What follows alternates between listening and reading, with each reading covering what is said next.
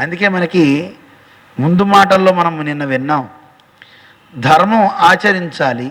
ఆ ధర్మం అర్థం కోసం కాకూడదు. అర్థం అంటే సంపదలు. ఇందుకే ధర్మం అంటే ఏమిటండి? ధర్మం అంటే ఏమిటి? ధర్మం అంటే దానము, యజ్ఞము, తపస్సు చేస్తుంటాం కదా, కర్మలు. ఆ కర్మల వల్ల ప్రయోజనం అర్థం కాకూడదు. అర్థం కోసమని ధర్మాన్ని ఆచరించుకో.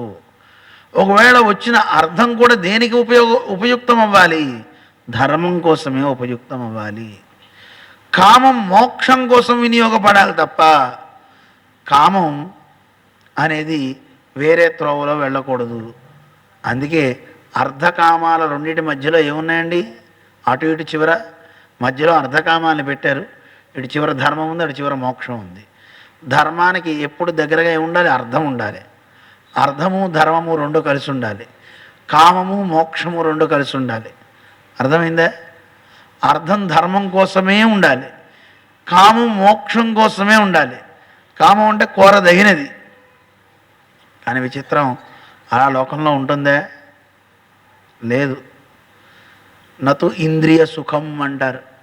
కేవలం ఇంద్రియ సుఖాల కోసం కాదు, శారీరకమైనటువంటి వాంఛ కోసం కాకూడదు అని అంటారు. అర్థాన్ని కూడా అంతేను. అర్థం కూడా ఇంద్రియ తృప్తి కోసమో దేనికోసమో కాదు. నీ దగ్గర డబ్బు ఉంది, ఆ డబ్బుని ధర్మానికి వాడు. ఎవరు ధర్మానికి వాడతాడో వాడికి ఎప్పుడు పరమాత్మ దగ్గరే ఉంటాడు, వాడిని సంరక్షిస్తూనే ఉంటాడు.